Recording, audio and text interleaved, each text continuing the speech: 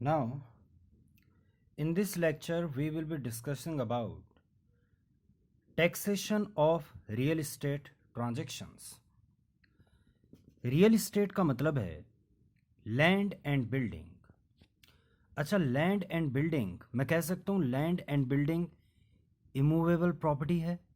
Yes. Now, immovable property होने के कारण मैं कह सकता हूँ कि लैंड एंड बिल्डिंग गुड्स तो नहीं है, तो ये सर्विस की डेफिनेशन में क्वालिफाई है.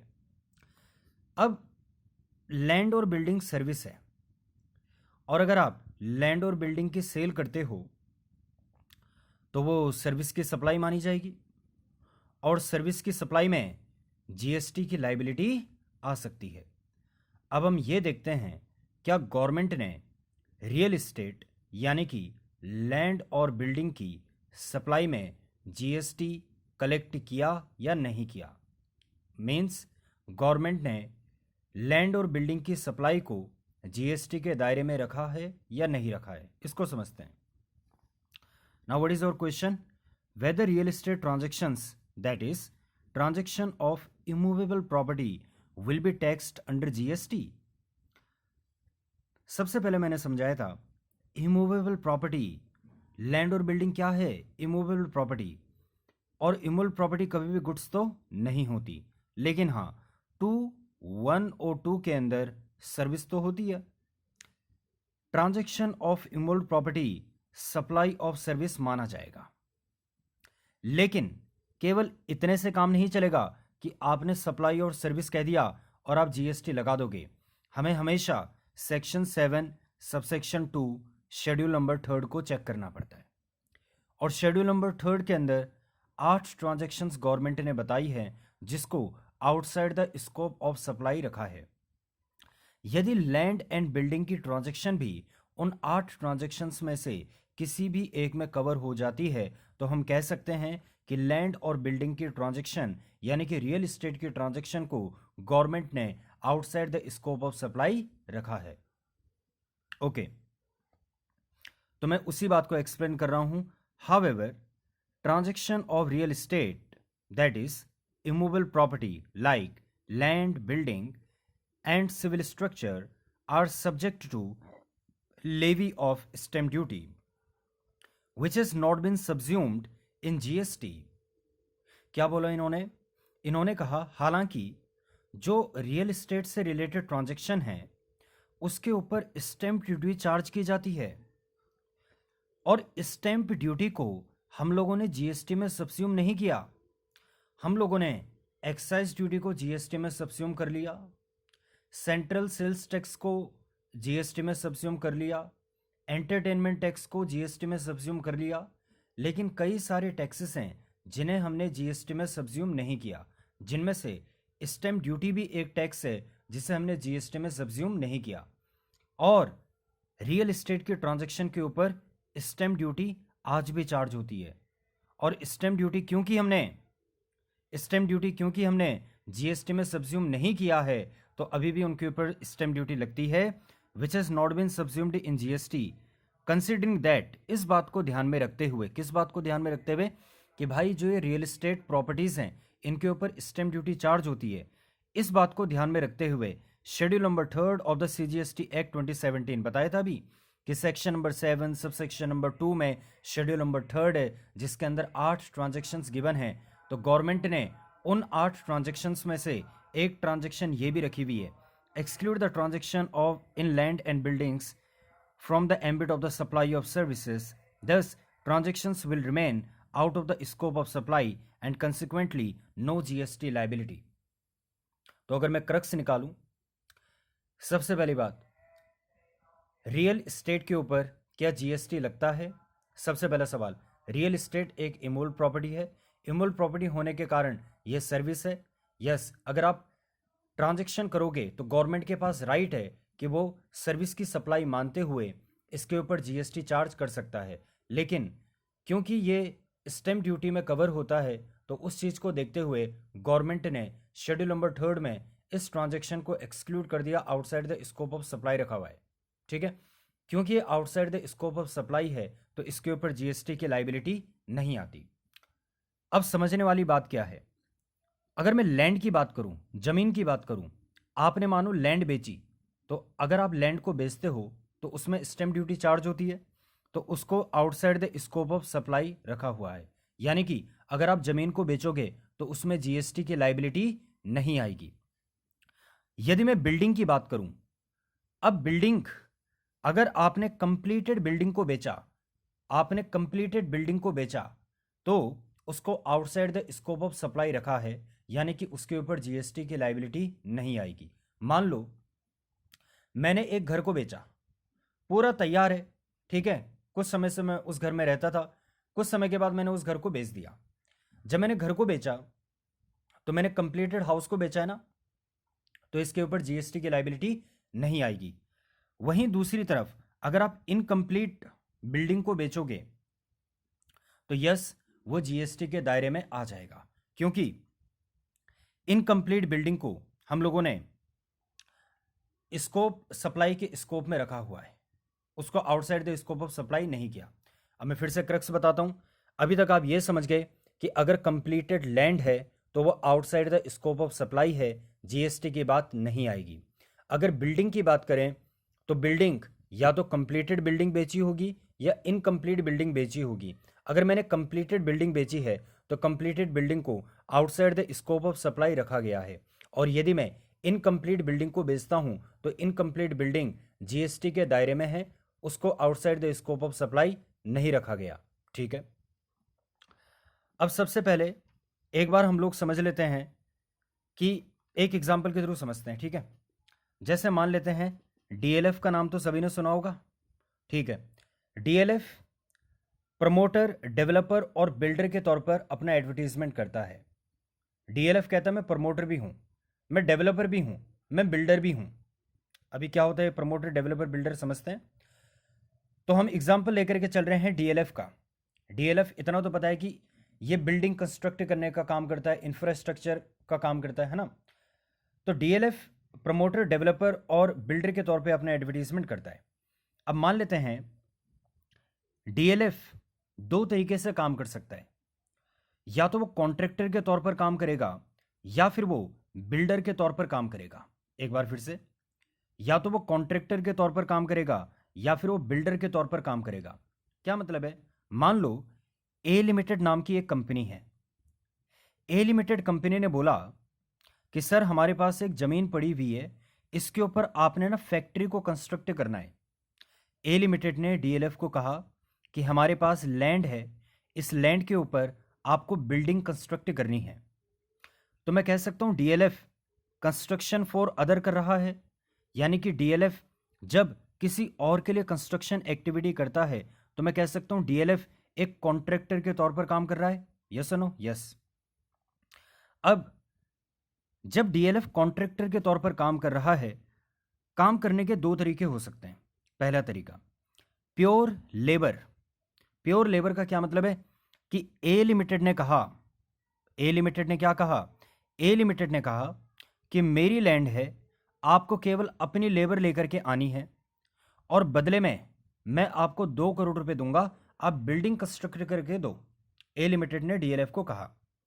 तो मैं कह सकता हूं कि डीएलएफ ने ये जो कॉन्ट्रैक्ट एक्सेप्ट किया है कंस्ट्रक्शन का, ये प्योर लेबर कॉन्ट्रैक्ट है, यानी कि डीएलएफ केवल अपनी लेबर सर्विस को यहां पर यूज करेगा और लैंड तो ऑलरेडी ए लिमिटेड की है ही। बिल्कुल ठीक है, तो इसको मैं प्योर सर्विस कॉन्ट्रैक्ट कह सकता हूं। और जो डीएलएफ यहां पर कंस्ट्रक्शन का काम करेगा ए लिमिटेड के लिए, ए लिमिटेड बदले में 2 करोड़ रुपए देगा, तो डीएलएफ के ऊपर जीएसटी की लाइबिलिटी आएगी। ऐसा माना जाएगा कि आपने कंस्ट्रक्शन की सर्विस दी है, इसको सप्लाई ऑफ सर्विस माना जाएगा, और जो भी कंस्ट्रक्शन सर्विस के ऊपर जीएसटी का रेट है उस रेट से आपको जीएसटी पे करना पड़ेगा। इसी कंस्ट्रक्शन एक्टिविटी में एक और सिनेरियो हो सकता है जहां पे ए लिमिटेड ने डीएलएफ को कहा होगा कि देखो भाई, तुम एक काम करो, लैंड भी तुम ही अरेंज करो और मटेरियल भी तुम ही अरेंज करो। लेबर मटेरियल तुम्हें ही अरेंज करना है, यानी कि लैंड भी तुम्हारी, मटेरियल भी तुम्हारा। ठीक है, बस तुम हमें ये बना करके दे देना। तो मैं कह सकता हूं कि यहां पे कंपोजिट कॉन्ट्रैक्ट हो रहा है।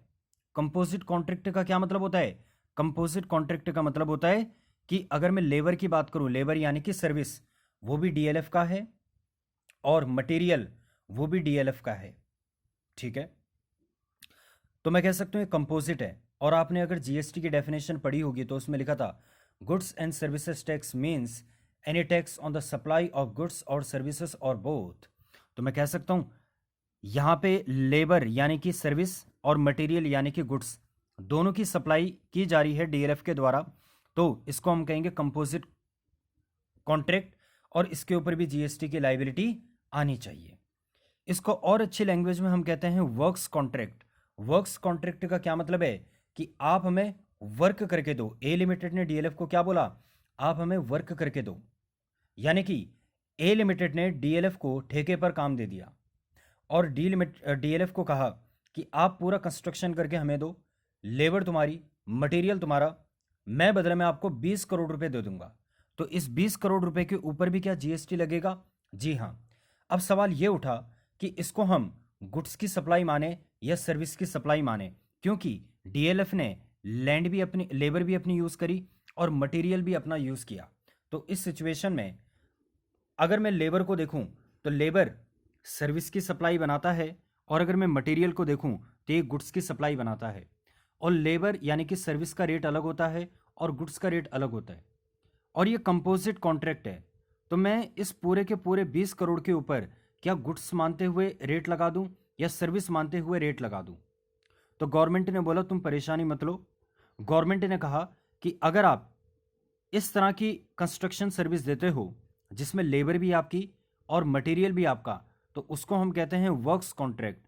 और वर्क्स कॉन्ट्रैक्ट हमेशा सप्लाई ऑफ सर्विस की तरह ट्रीट किया जाता है। वर्क्स कॉन्ट्रैक्ट हमेशा सप्लाई ऑफ सर्विस की तरह ही ट्रीट किया जाता है, और इसके ऊपर आपको सर्विस का रेट चार्ज करते हुए जीएसटी पे करना पड़ेगा। आगे दूसरा मैंने बताया था कि डीएलएफ बिल्डर के तौर पर भी काम कर सकता है। बिल्डर का मतलब जब वो खुद के प्रोजेक्ट के ऊपर काम करता है।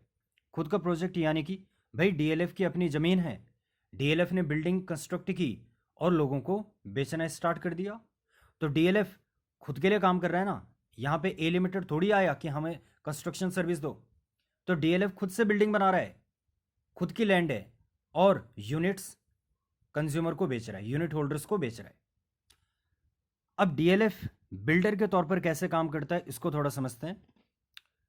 जब डीएलएफ बिल्डर के तौर पर काम कर रहा है तो वो रेजिडेंशियल प्रोजेक्ट के ऊपर काम कर रहा है। नाउ जब वो रेजिडेंशियल प्रोजेक्ट के ऊपर काम करता होगा तो उसको हम कहते हैं रियल एस्टेट रेजिडेंशियल प्रोजेक्ट। ठीक है, तो इसको मैं शॉर्ट में कह सकता हूं आर ए यानी कि रेजिडेंशियल अपार्टमेंट। अब मान लो कि डीएलएफ ने एक बिल्डिंग बनाई जिसमें ऑफिसेस बना रहा है, ठीक है ना, तो ऑफिसेस को मैं कह सकता हूं कि वो कमर्शियल अपार्टमेंट्स बना रहा है। तो इसको हम क्या नाम देते हैं जीएसटी में? Real estate project other than residential real estate project. तो सिंपल सी बात है, अगर आपने रेजिडेंशियल अपार्टमेंट बनाए होंगे तो जीएसटी में हम उसे नाम देंगे रियल एस्टेट रेजिडेंशियल प्रोजेक्ट। अगर आपने कमर्शियल अपार्टमेंट्स बनाए होंगे तो हम उसे नाम देंगे real estate project other than real estate residential project. ठीक है, अब मैं एक एग्जांपल लेकर के चलता हूं रेजिडेंशियल रियल एस्टेट प्रोजेक्ट का। रेजिडेंशियल रियल एस्टेट प्रोजेक्ट में क्या बनते हैं? रेजिडेंशियल अपार्टमेंट्स बनते हैं। मान लो डीएलएफ 500 रेजिडेंशियल अपार्टमेंट बनाना चाहता है, तो डीएलएफ ने सबसे पहले एक लैंड खरीदी होगी। ओके, लैंड खरीदने के बाद उसने कंस्ट्रक्शन स्टार्ट की होगी, कुछ समय तक कंस्ट्रक्शन चली होगी और फिर कंस्ट्रक्शन खत्म हो गई होगी। कंस्ट्रक्शन खत्म होने के बाद वो अथॉरिटी के पास गया होगा, उसने कंप्लीशन सर्टिफिकेट लिया होगा, और कंप्लीशन सर्टिफिकेट लेने के बाद फर्स्ट ऑक्यूपेशन हुआ होगा। मैं फिर से कहता हूं डीएलएफ रेजिडेंशियल अपार्टमेंट बना रहा है। अब क्या क्या स्टेजेस होंगी वो मैं आपको बता रहा हूं। डीएलएफ ने सबसे पहले लैंड खरीदी होगी, उसके बाद लैंड में कंस्ट्रक्शन स्टार्ट हुई होगी, कंस्ट्रक्शन कुछ समय के बाद एंड हो गई होगी, उसने कंप्लीशन सर्टिफिकेट लिया होगा, कंप्लीशन सर्टिफिकेट लेने के बाद फर्स्ट ऑक्यूपेशन होगा।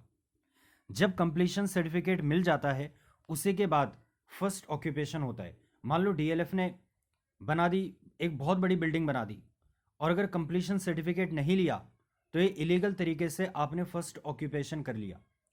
पहले बिल्डिंग की क्वालिटी को चेक किया जाएगा अथॉरिटीज़ के द्वारा, और अथॉरिटी जब बिल्डिंग की क्वालिटी को चेक कर लेगा तो उसके बाद वो उसे कंप्लीशन सर्टिफिकेट देगा, और उसके बाद क्या होगा, फर्स्ट ऑक्यूपेशन होगा। अब जीएसटी के एंगल से थोड़ा बात को समझते हैं। देखो, गवर्नमेंट ने बोला जब आपको कंप्लीशन सर्टिफिकेट मिल गया, कंप्लीशन सर्टिफिकेट मिलने के बाद, कंप्लीशन सर्टिफिकेट मिलने के बाद अगर फर्स्ट ऑक्यूपेशन हो रहा है, कंप्लीशन सर्टिफिकेट मिलने के बाद आपने मतलब यूनिट्स को बेचा, रेजिडेंशियल अपार्टमेंट्स को आपने सेल किया, तो मैंने अभी अभी बताया था ना कि अगर आप कंप्लीटेड बिल्डिंग को बेचोगे तो वह outside the scope of supply है। तो वो यही बात कह रहा है कि जब आपको कंप्लीशन सर्टिफिकेट मिल गया है, इसका मतलब आपकी बिल्डिंग कंप्लीट हो चुकी है, और यदि आप उसके बाद अपने रेजिडेंशियल अपार्टमेंट को बेचोगे तो उसको outside the scope of supply रखेंगे और उसके ऊपर कोई भी जीएसटी लाइबिलिटी नहीं आएगी। ऑन दी अदर हैंड अगर आप कंप्लीशन सर्टिफिकेट मिलने से पहले ही एडवांस में बुकिंग ले लेते हो, यानी कि अभी आपने बिल्डिंग को बेचा नहीं, क्योंकि कंप्लीशन सर्टिफिकेट तो मिला ही नहीं है, कंप्लीशन सर्टिफिकेट मिलने से पहले ही आपने एडवांस में बुकिंग एक्सेप्ट कर ली, यानी कि आपने कंसिडरेशन रिसीव कर लिया, तो मैंने क्या कहा था, अगर आप इनकम्प्लीट बिल्डिंग को बेचोगे तो इसको outside the scope of supply नहीं रखा गया, इसके ऊपर जीएसटी की लाइबिलिटी आएगी। तो उसी बात को यहाँ पे लिखा है कि अगर आप एडवांस बुकिंग एक्सेप्ट कर लेते हो, अब एडवांस बुकिंग हो सकता है, मान लो 1 करोड़ रुपए का फ्लैट है, आपने पूरा का पूरा 1 करोड़ रुपए ले लिया, यानी कि आपने 100% एडवांस में ले लिया, या फिर हो सकता है आप इंस्टॉलमेंट में एडवांस बुकिंग लेते हो कि भाई अगर फाउंडेशन पड़ गया तो 10% दे देना, फर्स्ट फ्लोर बन गया 10% और दे देना, फर्स्ट फ्लोर का लेंटर पड़ गया 10% और दे देना। तो इस तरह से आपने इंस्टॉलमेंट बांटी हुई है, जिसको हम कहते हैं कंस्ट्रक्शन लिंक्ड पेमेंट, कि जैसे जैसे कंस्ट्रक्शन होगी वैसे वैसे आप पेमेंट करते जाना। तो क्योंकि आपने कंप्लीशन सर्टिफिकेट से पहले एडवांस में बुकिंग ले ली, यानी कि आपने कंसिडरेशन पहले ही ले लिया, तो गवर्नमेंट ने बोला था कि भैया हम इसको outside the scope of supply नहीं मानेंगे और इसके ऊपर आपको जीएसटी पे करना पड़ेगा। डीएलएफ ने बोला कि क्या फर्क पड़ता है, गवर्नमेंट ने बोला कि देखो हमने पहले ही तुम्हें outside the scope of supply दे दिया था, वैसे तो अगर हम चाहते इस वाली स्टेज में भी जीएसटी लगा सकते थे, बट हमने आपको outside the scope of supply रख दिया, बट उसमें एक कंडीशन थी कि अगर आप कंप्लीटेड बिल्डिंग को बेचोगे तभी आप outside the scope of supply हो। आपने उस कंडीशन को मीट आउट नहीं किया, तो इसको हम क्या मानेंगे, इसको हम मानेंगे आपने इनकम्प्लीट बिल्डिंग को बेचा है, और इनकम्प्लीट बिल्डिंग को बेचने पर जीएसटी की लाइबिलिटी आ जाएगी। और गवर्नमेंट ने बोला इसके ऊपर हम जीएसटी लगा देंगे कि जैसे कि आपने कंस्ट्रक्शन सर्विस दी है। बिल्डर ने बोला ये बात समझ नहीं आई कि मैंने कंस्ट्रक्शन सर्विस दी है, क्या मतलब है आपका। गवर्नमेंट ने बोला जब आप एडवांस में बुकिंग लेते हो, एडवांस में बुकिंग लेने का क्या रीज़न है। बिल्डर ने बोला, डीएलएफ ने बोला कि देखो हम एडवांस में बुकिंग इसीलिए लेते हैं कि अगर मैं एडवांस में बुकिंग ना लूँ तो मैं बैंक में जाकर के लोन लूँगा, फिर मैं कंस्ट्रक्शन करूँगा, फिर मैं बिल्डिंग को बेचूँगा, उससे क्या होगा कि मैं महंगी बिल्डिंग बेचूँगा क्योंकि मुझे बैंक को इंटरेस्ट भी देना पड़ेगा। इसीलिए हमारी कंपनी की पॉलिसी होती है कि जो एलओटीज़ हैं, जो मतलब फ्लैट खरीदेंगे, उनसे पहले ही एडवांस में पैसा ले लेते हैं, क्योंकि मुझे फिर बैंक के पास नहीं जाना पड़ेगा और इंटरेस्ट का खर्चा मेरा बच जाएगा, और जब मेरा इंटरेस्ट का खर्चा बच जाएगा तो फिर मैं डिस्काउंट में ये फ्लैट बेचूंगा, तो जो रिसीवर होंगे उनको भी सस्ता फ्लैट मिल जाएगा। तो एक तरीके से गवर्नमेंट कहती है कि देखो भाई, यहाँ पे ये जो एलओटीज़ हैं, यानी कि जो लोग बिल्डिंग को खरीदेंगे, इन लोगों ने आपको एडवांस में पैसा दे दिया, इसका मतलब इन लोगों ने आपको मनी यूज़ करने के लिए दिया, और इस मनी को यूज़ करते हुए आपने इनको कंस्ट्रक्शन की सर्विस दी है। आप तो कंस्ट्रक्शन कर रहे हो, तो आप कंस्ट्रक्शन की सर्विस इनको दे रहे हो और बदले में ये आपको पेमेंट दे रहे हैं, हम ऐसा मानते हुए इसको जीएसटी के दायरे में लेकर के आ जाएंगे। ठीक है, तो मैंने इसमें आपको यही समझाया कि कंप्लीशन सर्टिफिकेट का क्या रोल होता है। आगे अब एक और एग्जाम्पल हम लोग देखते हैं, real estate project other than the residential real estate project. ठीक है,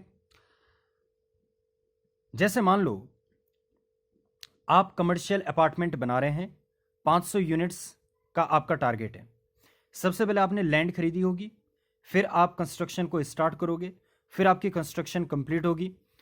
मान लो कई बार क्या होता है ना, वैसे तो लॉ कहता है कि जब तक कंप्लीशन सर्टिफिकेट ना मिल जाए तब तक फर्स्ट ऑक्यूपेशन नहीं हो सकता, लेकिन कई बार अथॉरिटीज़ कंप्लीशन सर्टिफिकेट देने में काफ़ी टाइम लगा देती हैं।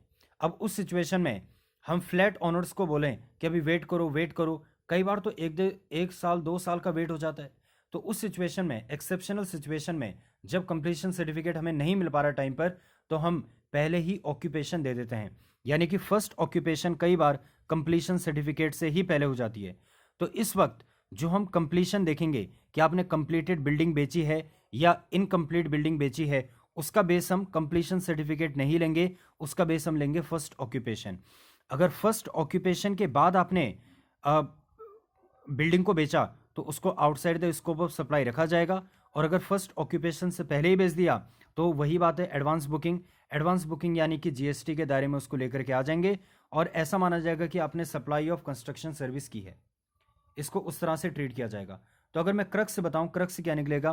क्रक्स ये निकलेगा कि जो कंप्लीशन सर्टिफिकेट है, या तो आप वहां से काउंटिंग करो या फिर फर्स्ट ऑक्यूपेशन वहां से काउंटिंग करो। अब कहां से काउंटिंग करें? Which ever is earlier. अगर आपको कंप्लीशन सर्टिफिकेट फर्स्ट ऑक्यूपेशन से पहले मिल गया तो कंप्लीटेड बिल्डिंग बेची या नहीं बेची ये कंप्लीशन सर्टिफिकेट से देखेंगे। अगर फर्स्ट ऑक्यूपेशन आपने पहले करवा दिया क्योंकि कंप्लीशन सर्टिफिकेट मिलने में डिले हो रहा था, तो उस सिचुएशन में फर्स्ट ऑक्यूपेशन से यह चेक किया जाएगा कि आपने कंप्लीटेड बिल्डिंग को बेचा है या नहीं बेचा। तो इन शॉर्ट, कंप्लीशन सर्टिफिकेट और first occupation which ever is earlier, वहीं से हम लोग क्या करेंगे, ये आप बेस लेकर के चलेंगे कि आपने कंप्लीटेड बिल्डिंग को बेचा है या नहीं बेचा।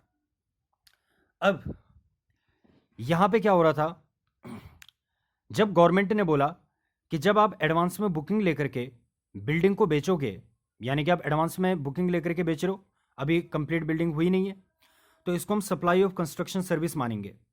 और मान लो आपने 2 करोड़ रुपए ले लिए, तो ये 2 करोड़ रुपए एक तरीके से क्या है, सेल प्राइस है ना। अच्छा, 2 करोड़ रुपए आपने किस चीज के लिए? Land material, labour material land. Builder ने गवर्नमेंट को कहा कि आप कह रहे हो कि सप्लाई ऑफ कंस्ट्रक्शन सर्विस मानते हुए हम आपसे जीएसटी चार्ज कर लेंगे। गवर्नमेंट ने बोला हाँ, यही हम समझाना चाह रहे हैं। तो बिल्डर ने बोला जब आप इसे कंस्ट्रक्शन सर्विस की तरह ट्रीट कर रहे हो तो मुझे यहां पर जब मैं कंस्ट्रक्शन सर्विस देता था ए लिमिटेड को, तो ए लिमिटेड की खुद की बिल्डिंग होती थी, और यहां पर आपने कहा था कि आप कंस्ट्रक्शन कर रहे हो दूसरे के लिए, तो मुझे यहां पे लैंड तो ए लिमिटेड ने जो खरीदी थी उसकी लैंड मुझे मिलती है, यानी कि मैंने खुद का कोई खर्चा नहीं किया था लैंड के ऊपर। तो जब मैंने लैंड का खर्चा नहीं किया था, यानी कि मुझे लैंड के ऊपर यहां पर छूट मिल गई थी, लैंड को यहां पर कवर नहीं किया था, तो मुझे आप यहां पर भी लैंड को एक्सक्लूड करके दो। तो गवर्नमेंट ने बोला चलो ठीक है, ये जो 2 करोड़ रुपए आपको मिला है इसमें से मान लेंगे कि 1/3 जो है 2 करोड़ का वो लैंड का पोर्शन है, यानी कि 2 करोड़ का 1/3 निकालो, जितना अमाउंट आएगा वो मान लेंगे कि आपने उतने की लैंड खरीदी है, और लैंड को हम एक्सक्लूड कर देंगे, यानी कि लैंड का आपको एक्सक्लूजन मिल जाएगा। इसका मतलब जो भी आपका सेल प्राइस है, सिर्फ फॉर एग्जाम्पल 2 करोड़ रुपए, उसमें से लैंड का पोर्शन माइनस कर देंगे 1/3। 1/3 माइनस करने के बाद जो बैलेंस बचेगा 2/3, सेल प्राइस का जो 2/3 है उसके ऊपर हम लोग जीएसटी लगा देंगे। अब बिल्डर ने बोला कि आप 1/3 क्यों ट्रेड कर रहे हो, मैं आपको एक्चुअल वैल्यू बताऊंगा ना लैंड की। गवर्नमेंट ने बोला तुम हमें लैंड की एक्चुअल वैल्यू बताओगे, मान लो डिपार्टमेंट मना कर रहा है कि ये एक्चुअल वैल्यू नहीं है, फिर डिस्प्यूट होगा, फिर कोर्ट में जाओगे, फिर कोर्ट में जाकर के लिटिगेशन चलते रहेंगी। तो गवर्नमेंट ने बोल दिया हम सीधा आपको फ्लैट बता देते हैं 1/3।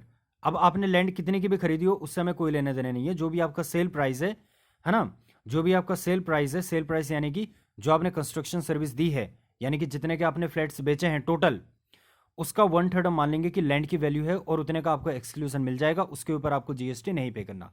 क्योंकि अगर हम आपको बोलते हैं कि आप लैंड की वैल्यू बताओ, तो अगर मैं बोलूं कि 2 करोड़ के ऊपर जीएसटी देना है, लेकिन इसमें जो लैंड की वैल्यू है उसके ऊपर जीएसटी नहीं देना, तो आपकी कोशिश क्या होगी कि लैंड की वैल्यू ज़्यादा से ज़्यादा बताने की कोशिश करो, जिससे कि कम से कम जीएसटी जाए। तो गवर्नमेंट ने बोला कि ऐसा ना हो, डिस्प्यूट्स ना चलें, हम सीधा आपको बताते हैं कि 1/3 का आपको एक्सक्लूजन मिल जाएगा। 1/3 पोर्शन जो होगा वो लैंड का माना जाएगा और उतने का आपको एक्सक्लूजन मिल जाएगा। तो अगर मैं इन शॉर्ट आपको बता दूं अभी तक की जो पूरी कहानी भी, अब आपको समझ आ जाएगा पूरा। आपको केवल ये पोर्शन याद रखना है। क्या याद रखना है? कि लैंड पूरे तरीके से outside the scope of supply है, उसके ऊपर जीएसटी नहीं आएगा। बिल्डिंग, यदि बिल्डिंग कंप्लीटेड है, और वो मैं समझा चुका हूं, कंप्लीशन सर्टिफिकेट या first occupation which ever is earlier, अगर उसके बाद बेचते हो तो फिर उसको हम outside the scope of supply मानेंगे, और यदि उससे पहले ही बेच देते हो तो फिर भैया जीएसटी के दायरे में आना पड़ेगा। अब सबसे पहले एक और सवाल हम लोग देख लेते हैं जल्दी से कि प्रॉपर्टी का क्या मतलब होता है। तो जब कोई भी पर्टिकुलर टर्म किसी एक्ट में डिफाइन नहीं होता तो हम जनरल क्लॉजेस एक्ट 1897 में जाते हैं। जनरल क्लॉजेस एक्ट 1897 में लिखा है प्रॉपर्टी का मतलब है मूवेबल प्रॉपर्टी और इमूवेबल प्रॉपर्टी। मूवेबल प्रॉपर्टी क्या होती है मैं आपको बता चुका था। प्रॉपर्टी यानी कि कोई भी चीज़ जिसकी कुछ वैल्यू है, और यदि वो मूवेबल है तो उसको हम कहते हैं मूवेबल प्रॉपर्टी। जैसे लैपटॉप है, क्या लैपटॉप मूवेबल है? हाँ। क्या वो प्रॉपर्टी है? क्या उसकी कुछ वैल्यू है? हाँ, तो ये मूवेबल प्रॉपर्टी है। इमूवेबल प्रॉपर्टी क्या होता है? कहते हैं इमूवेबल प्रॉपर्टी में लैंड आता है। लैंड यानी कि जमीन का टुकड़ा है, मैंने जमीन का टुकड़ा बना रखा है तो ये लैंड है। अच्छा, क्योंकि ये लैंड है, क्योंकि ये लैंड है, तो जरा मुझे बताओ, अभी अभी मैंने आपको बताया था कि लैंड एक इमूवेबल प्रॉपर्टी है, और इमूवेबल प्रॉपर्टी होने के कारण ये सेक्शन नंबर 2 क्लॉज नंबर 102 में सर्विस की डेफिनेशन फॉल कर जाएगा। अगर आप लैंड को बेचने का काम करते हो तो सप्लाई ऑफ सर्विस माना जाएगा, जीएसटी लग जाता। लेकिन section number 7 sub section number 2 के अंदर शेड्यूल नंबर 3 के अंदर जो 4 एक्टिविटीज है उसमें जो पैरा नंबर 4 एक्टिविटीज गलत बोला मैंने, 8 एक्टिविटीज जो है उसमें जो पैरा नंबर 5 है, उस पैरा नंबर 5 में लिखा हुआ है कि अगर आप लैंड की सप्लाई करते हो तो इसके ऊपर जीएसटी नहीं लगेगा, क्योंकि outside the scope of GST है। तो लैंड वाली बात तो समझ आती है। दूसरी इमूवेबल प्रॉपर्टी अपने पास है थिंग्स अटैच्ड टू अर्थ, जमीन से जुड़ा हुआ, जमीन से जुड़ी हुई कोई भी चीज। अब भाई जमीन से तो पेड़ भी जुड़ा होता है और जमीन से तो बिल्डिंग भी जुड़ी हुई है, तो क्या बिल्डिंग भी इमूवेबल प्रॉपर्टी है? जी हाँ। क्या ट्री भी इमूवेबल प्रॉपर्टी है? जी हाँ। अगर आप लकड़ी काट करके बेचते हो, लकड़ी काट करके बेचना ये आपका मूवेबल प्रॉपर्टी में आ जाएगा। लेकिन अगर आप पेड़ बेचते हो तो फिर इमूवेबल प्रॉपर्टी है। मान लो मैं बिल्डिंग की बात करता हूँ, आपने बिल्डिंग को बेचने का काम किया, तो अभी अभी तो मैंने आपको बता दिया था कि बिल्डिंग भी एक इमूवेबल प्रॉपर्टी है, ये रहा इमूवेबल प्रॉपर्टी, और ये सर्विस की डेफिनेशन में क्वालिफाई कर जाएगा। क्यों? क्योंकि सर्विस में क्या कहता था, एनीथिंग अदर देन गुड्स। तो मूवेबल बिल्डिंग जो है मूवेबल प्रॉपर्टी तो है नहीं, ये तो इमूवेबल प्रॉपर्टी, और इमूवेबल प्रॉपर्टी सर्विस होगी, और सर्विस होगा तो outside the scope of supply हो भी सकता है और नहीं भी हो सकता। कब हो सकता है? अगर आपने कंप्लीशन सर्टिफिकेट और first occupation which ever is earlier उसके बाद बेचा होगा तो outside the scope of supply है। लेकिन अगर आपने कंप्लीशन सर्टिफिकेट और first occupation which ever is earlier उससे पहले ही बेच दिया होगा तो outside the scope of supply नहीं होगा। ये कंस्ट्रक्शन सर्विस को मानते हुए इसके ऊपर जीएसटी की लायबिलिटी आ जाएगी। Things permanently attached to things attached to earth, फिर से सुनना, things permanently attached to things, चीजें जो परमानेंटली अटैच हुई हैं उन चीजों से जो परमानेंटली अटैच है अर्थ से। जैसे मान लो एक बिल्डिंग है, बिल्डिंग के ऊपर जियो का टावर है, तो वो जो जियो का टावर है वो भी इमूवेबल प्रॉपर्टी है। अब आप कहोगे कि भाई जो जियो का टावर है वो तो एक जगह से दूसरी जगह ले जा सकते हैं, तो इमूवेबल प्रॉपर्टी कैसे है? देखो, मूवेबल का मतलब होता है मूवेबल एज सच। क्या आप टावर को एज इट इज उठा करके ले जाओगे? पहले उसे डिसेंबल करना पड़ेगा ना, उसके पेंच पुर्जे खोलने पड़ेंगे आपको, फिर ट्रक में लोड करके ले जाना पड़ेगा। तो मूवेबल का मतलब होता है मूवेबल एज सच, और अगर मूवेबल एज सच नहीं है तो इमूवेबल है। अगर मान लो जियो वालों ने अपने टावर को बेचा, है ना, जियो के टावर को बेचा, तो जियो का टावर बेचना ये भी तो एक इमूवेबल प्रॉपर्टी है।